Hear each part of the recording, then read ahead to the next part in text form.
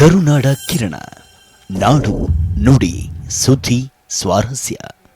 ವಿಧಾನಸೌಧದ ಆವರಣದಲ್ಲಿ ಚಲುವಾದಿ ಪೀಠದ ಜಗದ್ಗುರುಗಳಾದಂಥ ನಾಗಿದೇವ ಅವರು ಮತ್ತು ಉರ್ಲಿಂಗ ಪೆದ್ದಿ ಮಠದ ಪರಮ ಪೂಜ್ಯರಾದಂಥ ಜ್ಞಾನ ಪ್ರಕಾಶ್ ಸ್ವಾಮೀಜಿ ಅವರ ಜೊತೆಗೆ ಪೊಲೀಸ್ ಅಧಿಕಾರಿಗಳು ದುರ್ವರ್ತನೆ ತೋರಿದ್ದಲ್ಲದೆ ಅಸಭ್ಯ ರೀತಿಯ ಪದಗಳನ್ನು ಬಳಸಿ ಅವರನ್ನು ತಳ್ಳಾಡಿ ವಿಧಾನಸೌಧದಿಂದ ಹೊರಗೆ ಅಟ್ಟುವಂಥ ಕೆಲಸವನ್ನು ಮಾಡಿದ್ದಾರೆ. ಇದು ಇಡೀ ಈ ರಾಜ್ಯಕ್ಕೆ ಮಾಡಿರ್ತಕ್ಕಂಥ ಅಪಮಾನ ಅಂತೇಳಿ ಭಾರತೀಯ ಜನತಾ ಪಾರ್ಟಿ ಬಯಸ್ತದೆ.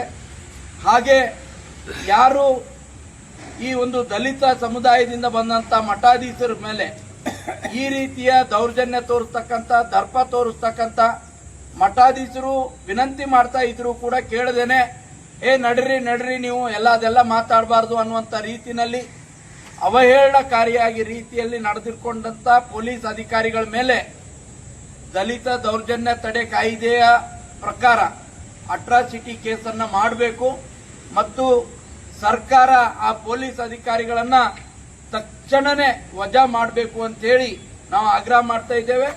ಇವತ್ತು ಸೇಡಂನ ಈ PSI ಅವರ ಹತ್ರ ಬಂದು ನಾವು ಈ ಒಂದು ಕೇಸನ್ನ ದರ್ಜ್ ಮಾಡಲಿಕ್ಕೆ ಅವ್ರಿಗೆ ಮನವಿಯನ್ನು ಕೊಟ್ಟಿದೆ.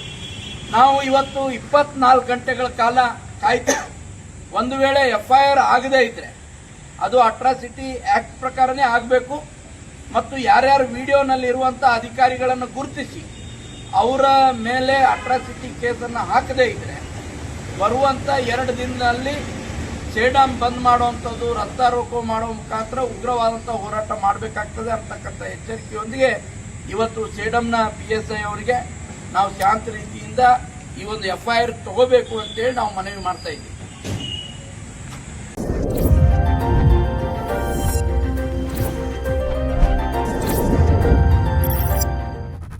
ಕರುನಾಡ ಕಿರಣ, ನಾಡು ನುಡಿ ಸುದ್ದಿ ಸ್ವಾರಸ್ಯ.